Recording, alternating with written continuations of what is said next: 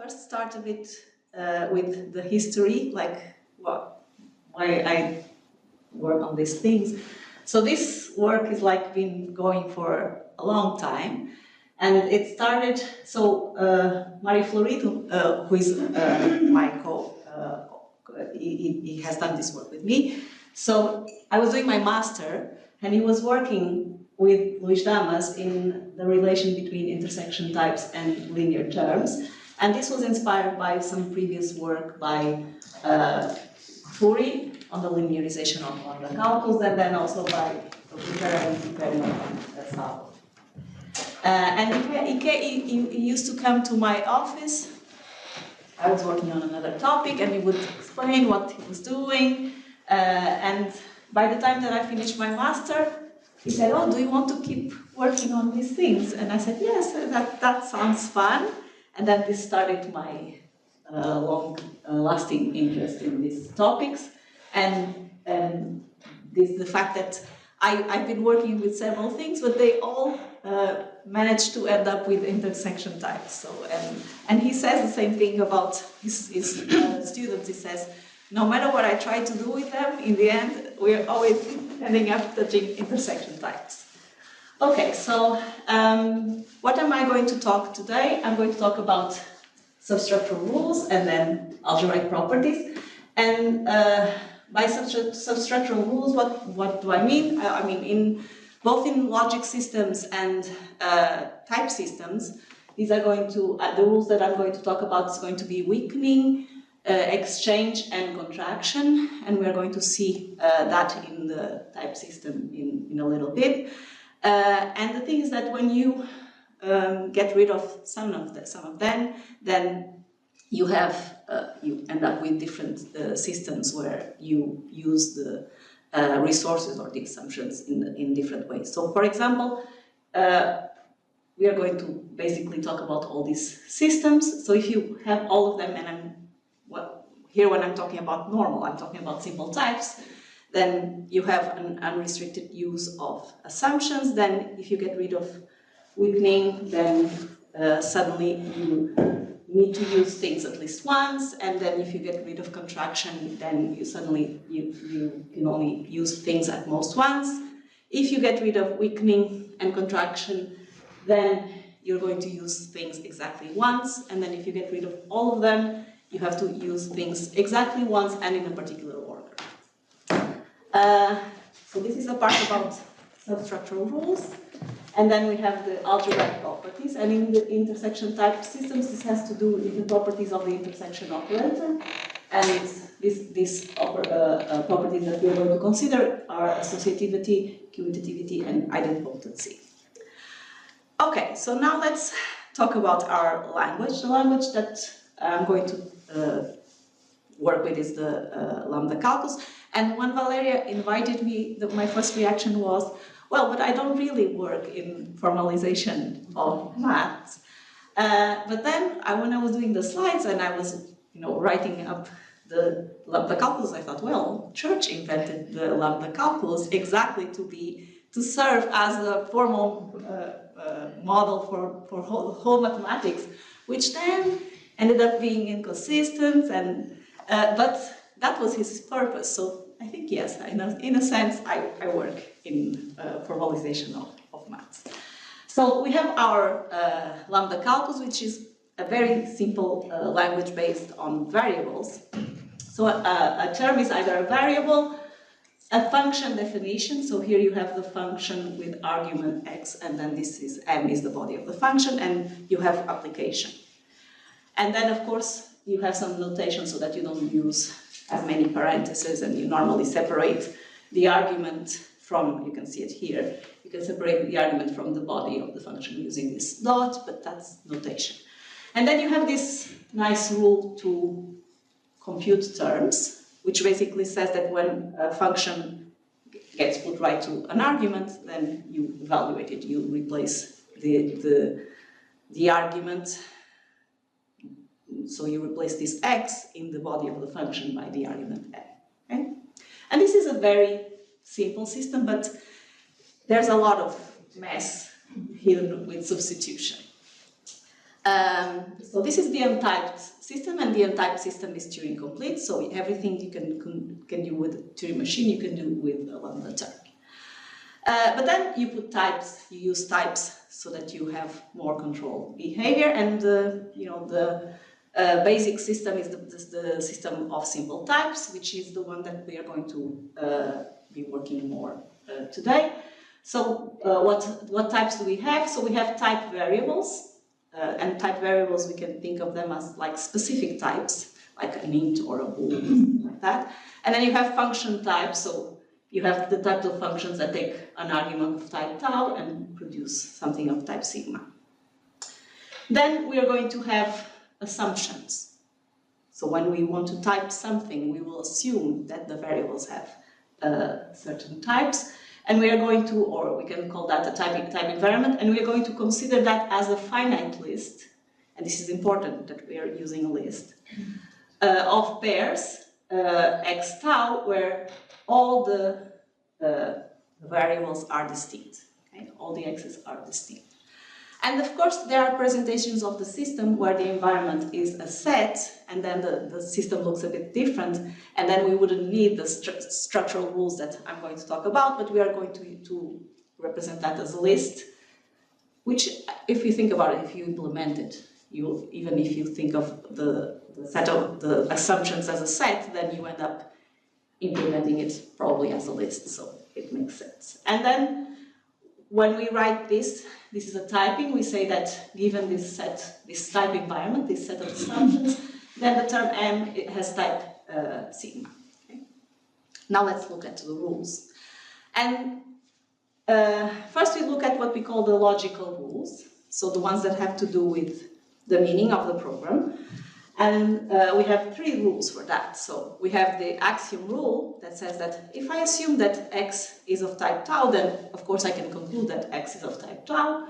Then if I assume from a set that has this assumption that x is of type tau, that the body of the function is of type sigma, then if I build this function, lambda xm, then this will be a function from tau to sigma. And then the rule for application. So if I put 2 terms that have the correct type, so if I can derive that m is a function of type tau to sigma, and n, the argument, is of the correct type, then the application will have type sigma. Okay? And there are 3 things that now we need to pay attention, which is, for example, here, we have a single assumption, okay, for x, and then here we are expecting there to be an assumption for x, and we are expecting it to be at the end, okay, at the right hand side. And then here, this is list concatenation, okay, we're putting together these 2 lists, and because I assume that if gamma is a type environment, all the variables, the term variables, are distinct, I can't really have the same variable in gamma 1 and gamma 2, okay? And that's where now the other rules, the structural rules, are going to play a role. So we have now the weakening. The weakening is a rule that's, because imagine that I have a function where the argument doesn't really occur in the body of the function. So that means that when we get to this, to apply this lambda, there isn't an x there. So that's why we need the weakening. We need the weakening to say, okay, I didn't have initially an assumption for this variable, but I can just introduce one here. Okay? And in logic, this also, you can also have weakening in systems. You say, okay, I was able to prove this assumption using this hypothesis. So if I just add this extra hypothesis, this will still be a valid derivation. Then you need exchange, because remember I told you that in the abstraction, we assume that the x is at the right-hand side, so we might need, and when we put 2 environments together, we just do list concatenation, so we might need to then swap the assumption so that it goes into the right place. And then finally, we have contraction because, and it's you can have different ways of writing contraction. But the idea is that, imagine that I actually started typing, and we're going to see an example, typing something with two different names, but at some point I realized that, in fact, I wanted to have the same name, and I want to have it, but it can only appear once in the environment, so then I have to rename it. Let's see some examples. So for example, if I have this term here, so for this term, we're going to need weakening, because I start by assuming that X is of type alpha in alpha. I use the axiom rule, but then, because here I'm going to abstract the Y, and there was no Y here, so I need to first use the weakening to introduce a type for Y, and then I can use my abstraction rule, and then I will abstract the X of this function. Then I have to type the element, which is the identity, and this is very easy. I just start with X of type alpha, and then X of type alpha, and then I use an abstraction, and then finally, because the argument, which is the identity, types with the matches, the type of the argument matches the type that I'm expecting here, so then I can use the application rule. Okay? So here we used the weakening rule, and here we are going to need the exchange rule, okay? Because we are swapping here. So we have these two arguments, but then we swap them. So if I start typing, I will assume this type for Y, which is it has to wait for something of the appropriate type of X. So this has to be a function from alpha, where alpha is the type that I'm assuming for X, and this gives a beta. So then when I use the application rule, because I do this concatenation, the Y goes on the left. But my rule for abstraction needs, because now I want to abstract it, but my rule for abstraction is expecting it to be on the right. So then I need to use the exchange, so that I swap the premises, and then we can abstract the Y, and then the Y, and then the X. Okay? So this is like the structural rules are like bureaucracy that we need to do in order to derive the type. Okay. And then finally contraction. So here I want to type this term. Okay. So initially we use this form of contraction rule because we are going to then do some expansion, and that expansion is also related to this in some way. So we start by using two different names for this X. Okay, so on the left I call it F1, and I give it the identity, the type for the identity, and here for F2 the same. Okay, because in the end I want it to be the same, and this is simple type, so you have to have only one type for each variable. So then I type F2 applied to X, and this gives me the type alpha, which is the type that F1 is waiting. So I get this F1 of type alpha to alpha, F2 of type alpha to alpha, X of type alpha, then F1, F2, X is of type alpha. But I want this 2 to be F. Okay, so now I use the contraction, and I get F of type alpha to alpha, X of type alpha, then I replace F1 and F2 by F, and then I get the type alpha, and then we just abstract. And in this case, we didn't need to use exchange because they were already in the right order. Okay? Okay, so the thing is that now we want to go through all those systems that we saw in the second slide, where we actually are going to restrict the use of the assumptions, which we can't really control with the simple type system. It allows me to move things around, and it allows me to use things that weren't initially in the initial environment.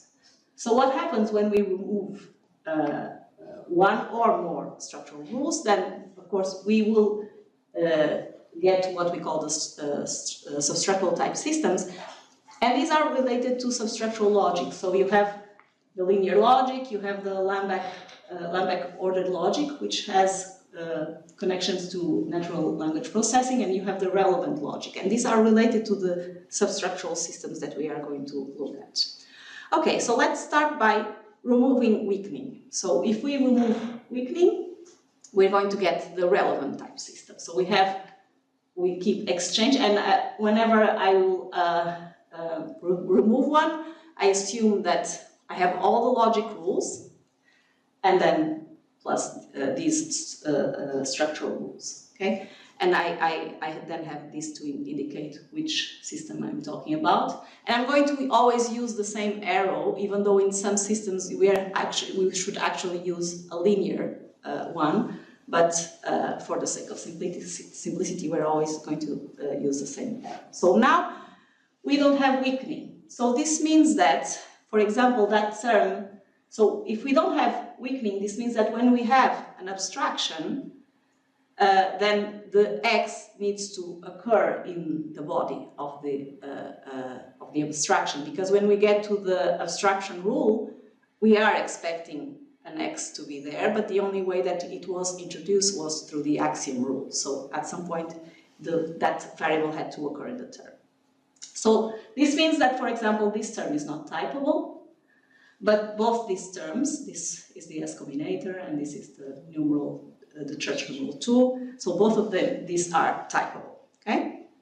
So now let's continue. So let's remove something else. Let's remove contraction. So now we are in what we call the affine system. And in this case, so we have weakening, so we can abstract on variables that don't occur in the body of the function, and we have exchange, so things can swap, the assumptions can swap, but there's no contraction.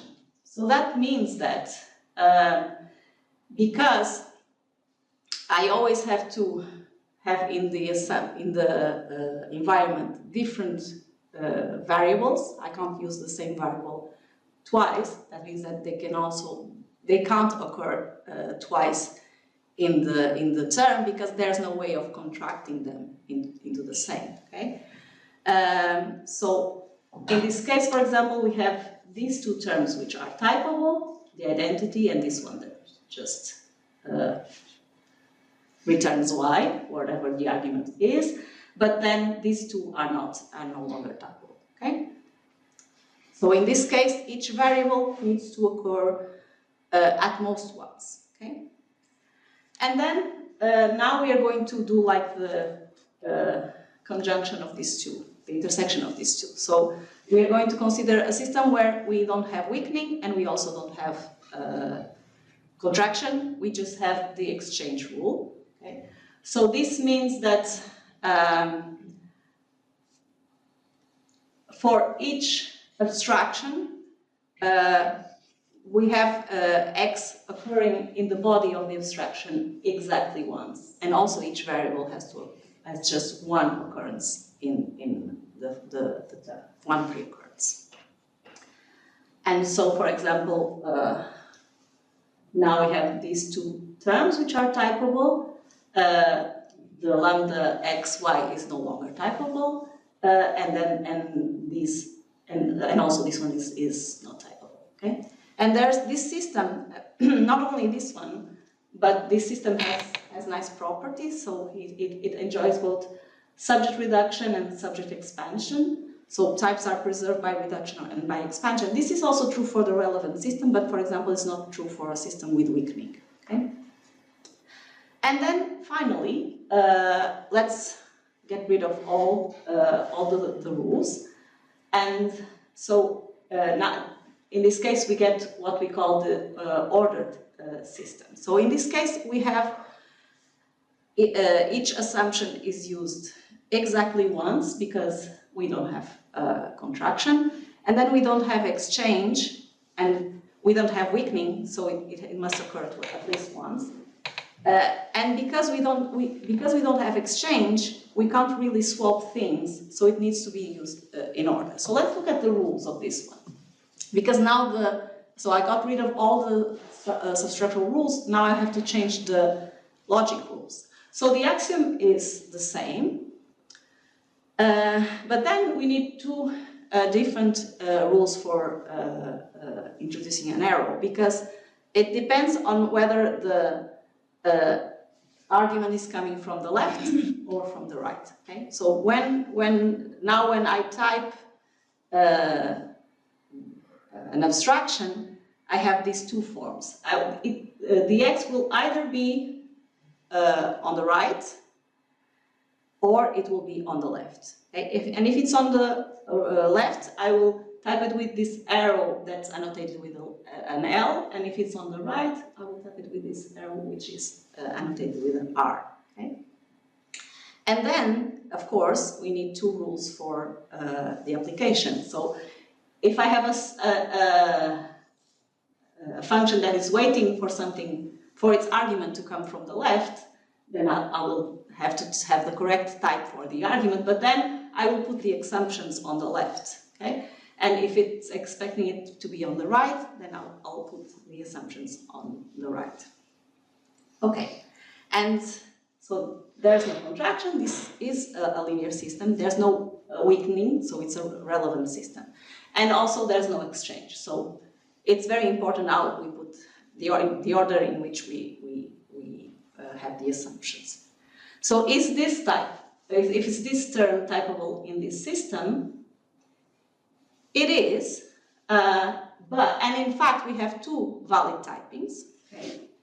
So we can have Z1 from alpha to beta and Z2 of type alpha, and the idea is that here, so for example, so Z1 is going to, eventually go here on in the place of x. So x is a function that's waiting for Z2 to come from the right, okay?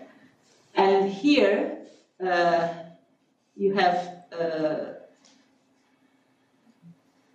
this Z1, which is also going to be going into the place of x, and it's waiting for Z2, but Z2 now comes from the left in the set of assumptions. Okay.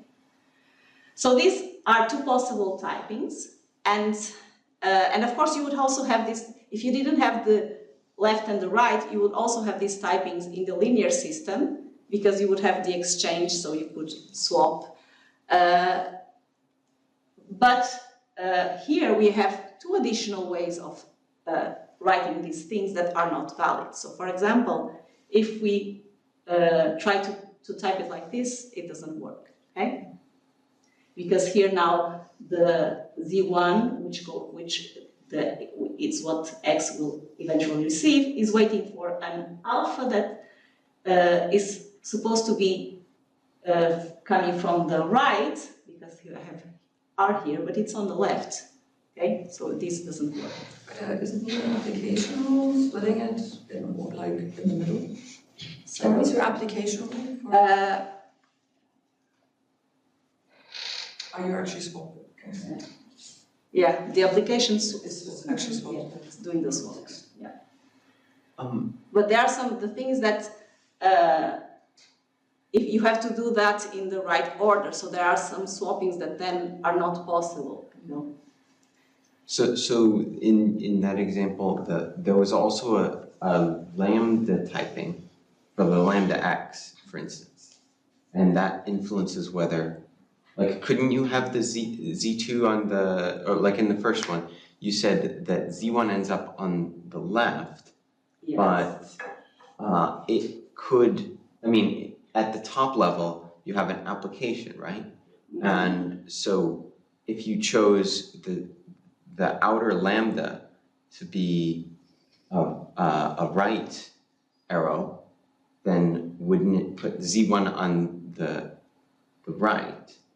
So the x, the outer of lambda, this x, it will have the type. So its type is going to be influenced by the type of Z1 in the end. Well, yeah, but it could be two things, right? Like this is sort of ambiguous about which kind of lambda was used for the lambda x, right? Or like you wrote sort of the final result, but not like which one was left and which one was right. I think the only fact that Mario is saying is that the lambda could have a lambda R or lambda L on itself. Yeah. So Yeah, but that's going to depend.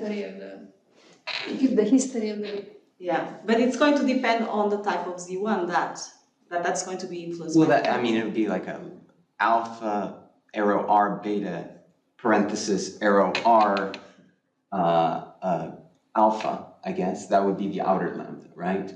And then now we have four choices of like, oh, there's an outer arrow and an inner arrow, because Z, it's passing a function to a function, right? So it has two arrows in it.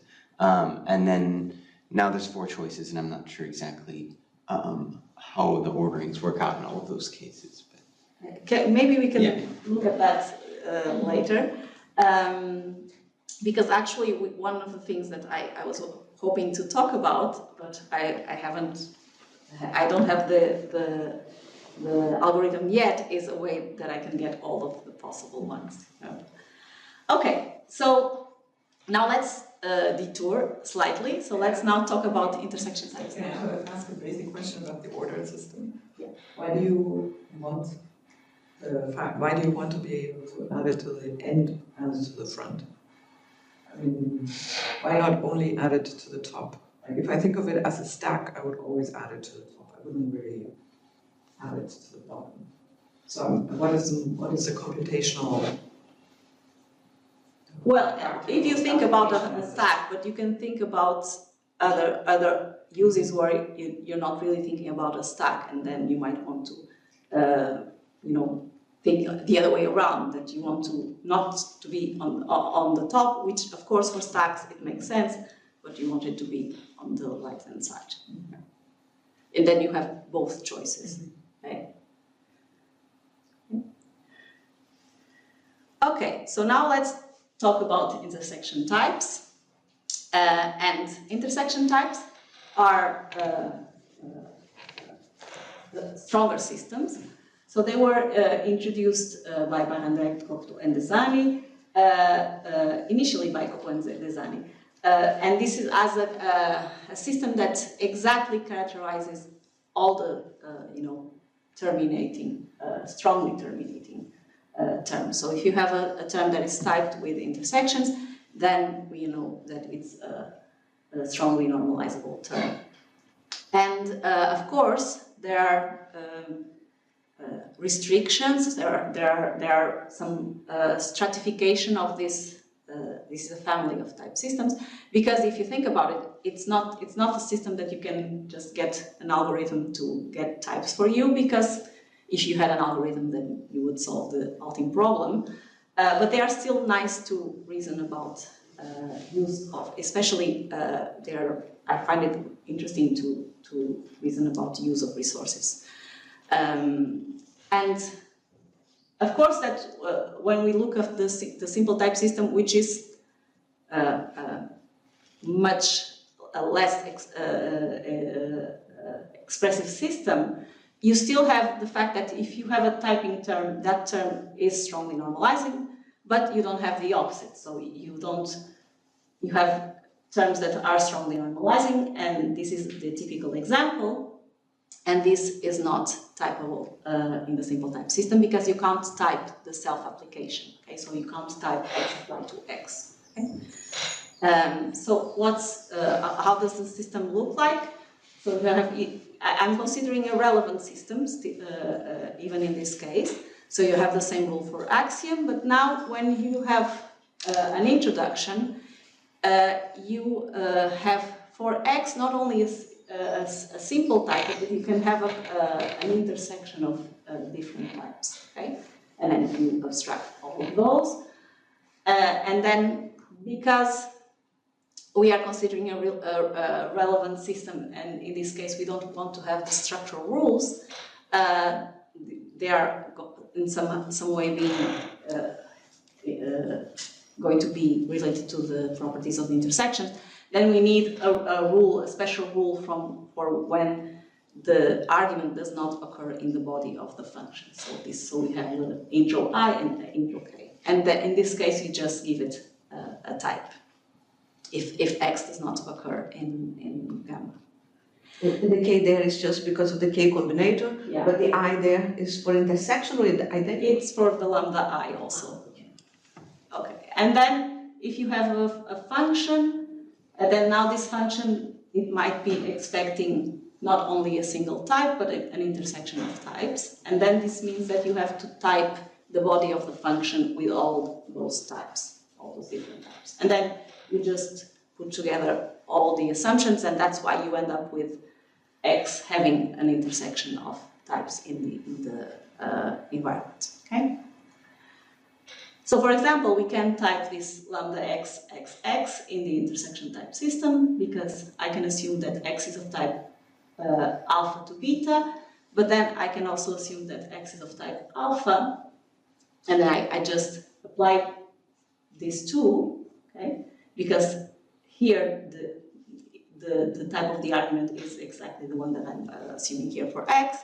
So I will type x, x with type beta, and have that x has this intersection of two types, and then I will abstract that and get this type for lambda x, x, x. And then I can apply this, for example, to the identity. And of course, then this alpha and beta are going to... Is there any reason why you want intersections to occur only on the left side of the arrow, or? It's a usual... you can also have systems where you have them on the right-hand side of the arrow, but for this purpose, it's enough, and it makes some things more simple. Also, for example, I could have, instead of having here all these typings, I could have a rule that would put together all the intersections, but these are also some more presentation issues. You have a operation union with singleton here. Should I read like Sorry. In the intro I, and then also a conjunction or something of. Oh yes. Okay. So this here. What are the contexts now? Here I should. You can think of this. I should actually, because I have this tool, I should actually write this as a little different. So I would say that I want gamma to be an environment where the x does not occur. So here I have all the assumptions for x, okay? And here this operation is just going to take, different environments where x can occur in several, and then it's going to put all of the assumptions for x in the same intersection, okay? Okay, so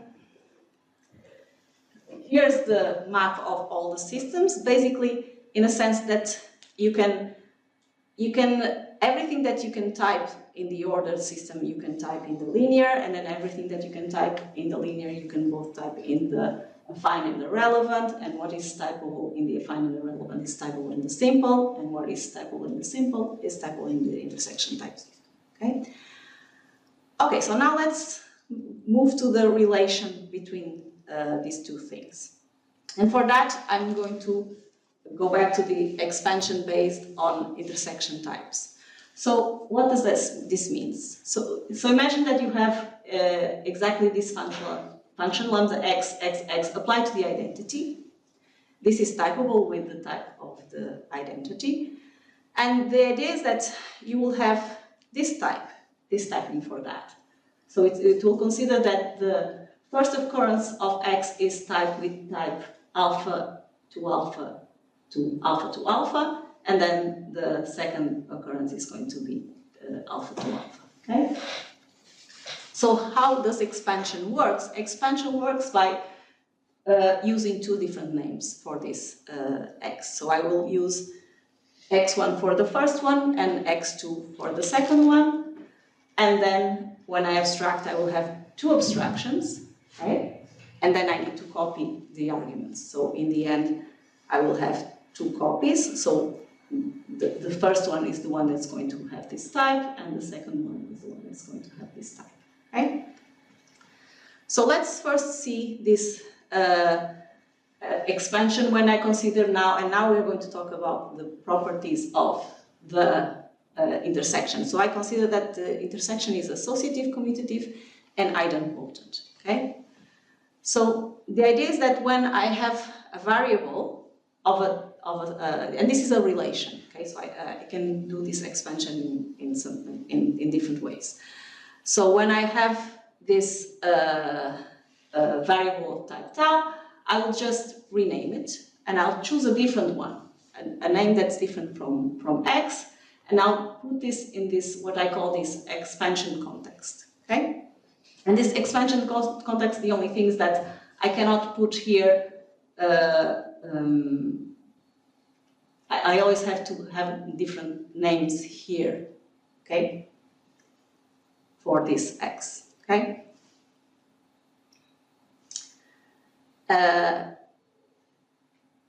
And then if I have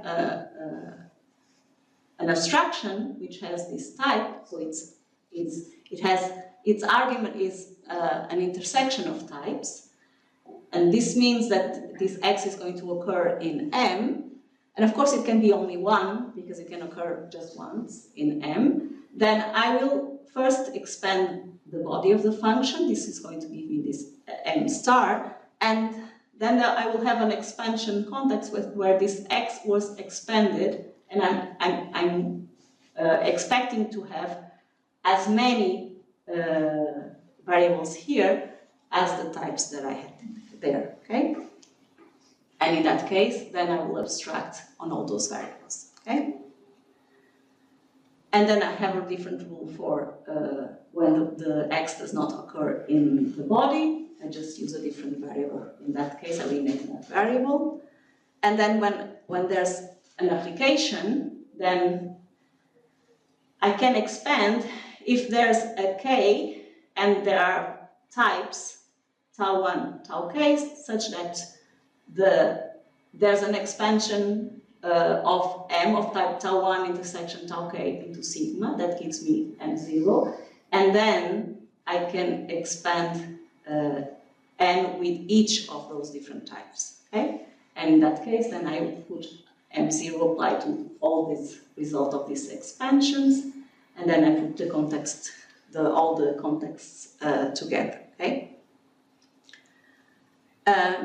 So let's see how this works for this term, the lambda x xx applied to the identity. So we can start by the first x. We will give it, we will expand it to x1, and then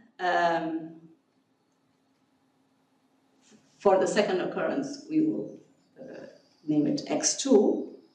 So then this x applied to x is going to be x1, x2, and I have this expansion context where I have two variables.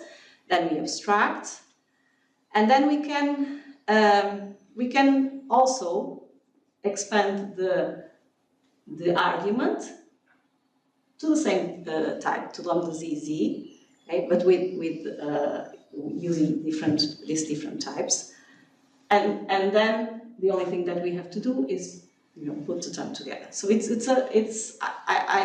I'm doing step by step what I showed in the first slide. Okay. But of course, if I have this, I can start by expanding x to expanding f to f1, okay, and x to x1. And then I just apply the rule for the application. And then when I do the same thing for f, I will use the same one. So I will use f1 again, and this is a set. So I told you that I need to have different names, but if it's the same, if it's typed with the same variable, then once I compute the set, it doesn't matter. So in this case, I'm just basically renaming that f. Okay? So in the end, the expansion gives me exactly the same term, but with different names. Okay? Because the intersection is idempotent. Okay? So what properties do we have for this? So here is, we consider this translation between the intersection types and the simple types. That's just going to get rid of all the intersections and transform it into arrows.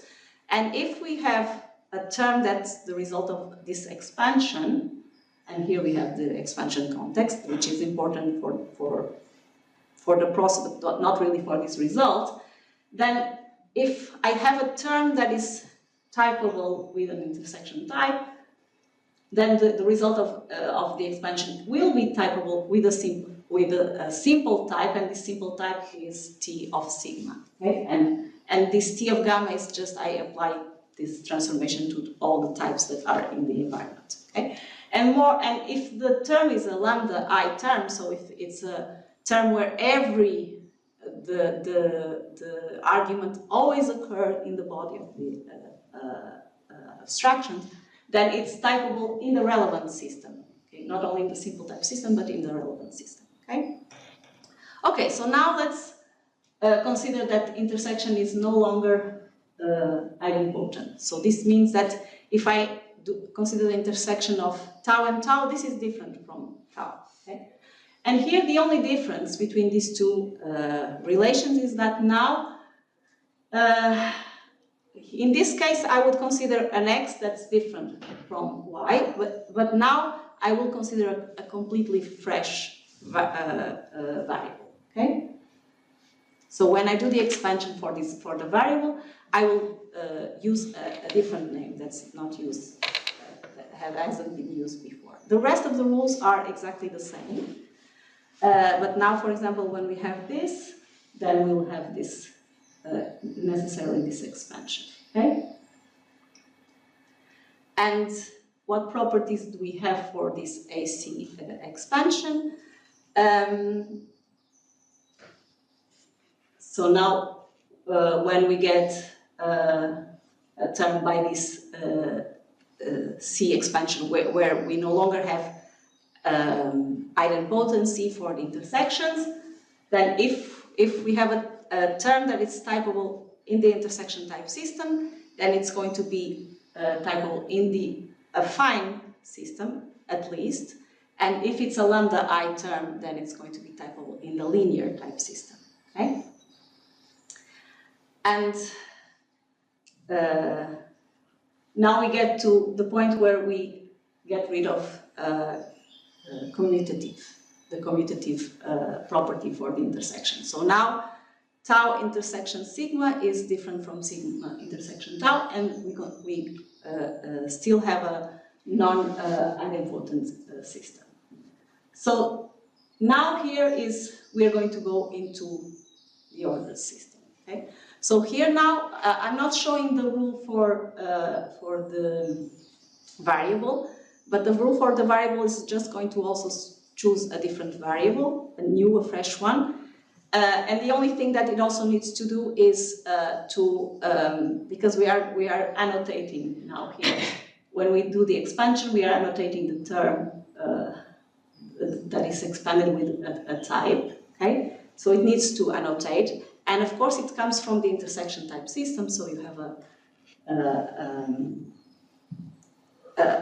type in the intersection type system, and it's going to have to transform it into T of that. And we're going to see what T of that is. But basically, it's going to get rid of the intersection and replace it with arrows, and it's going to choose a particular order for the arrows, okay?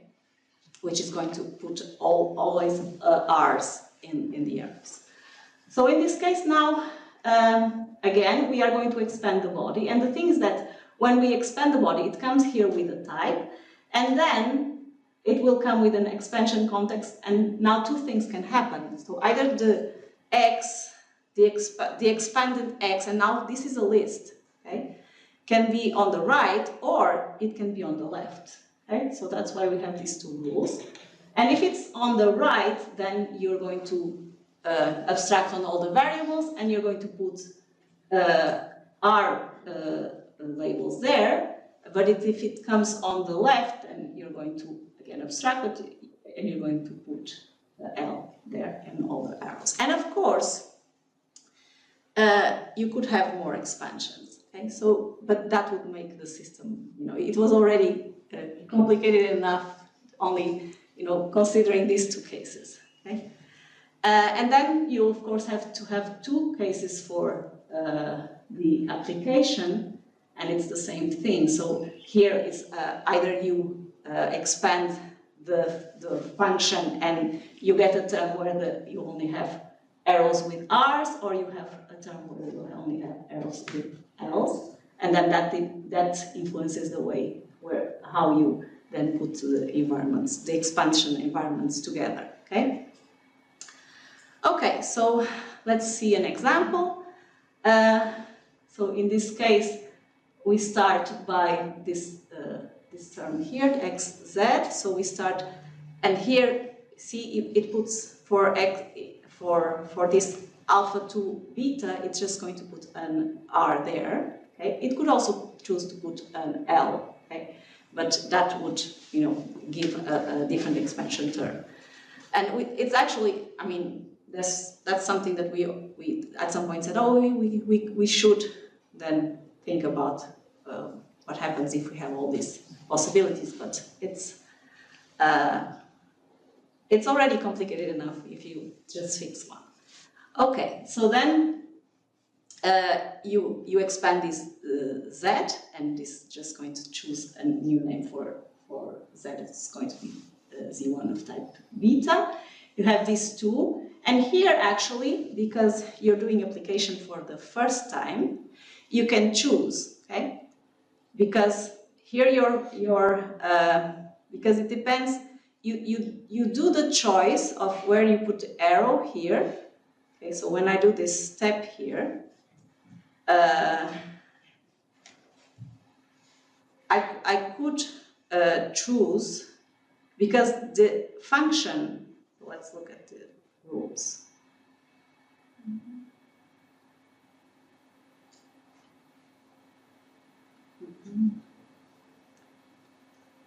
No, sorry, no, that's not right, because the function, if I chose the left here, then I would have, this is where it would make a difference, because here, because this has an R, I'm going to, put it together like this. So if I had chosen here, for example, to put an L in that arrow, now here I would have to swap these two, and then it will give me a different expanded term in the end. Okay.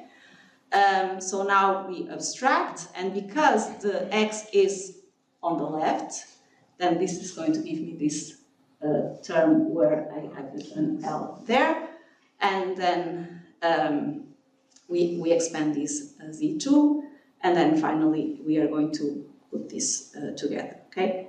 And because here this has an L, when I put this together, I put this one on the left, okay? Okay, what are the properties of this system? So in this case, when we expand, you get an expanded term which comes with this type and the expansion context. And here we only do this for lambda I terms, because the order system is a linear system, okay? It's relevant. So if we have a lambda I term and it's typable with an intersection type, then if we expand it, the expanded term is going to be typable in the order system. So there's going to be a typing in the order system, okay? And of course, this T now is different. Like I said, it's going to get rid of all the arrows, but it has to annotate them. And we just choose to annotate with R's, okay? And of course, if we choose to annotate with all of them with L's, or we could mix, then we would get different expanded terms. Okay, so now let's see how this affects, I still have time? A bit. I'll be very quick. So how does this affect reduction? There's different things that you can guarantee, and in some cases you will be able to preserve beta reduction, and in some cases you will be able to preserve weak head reduction. So what's weak head reduction?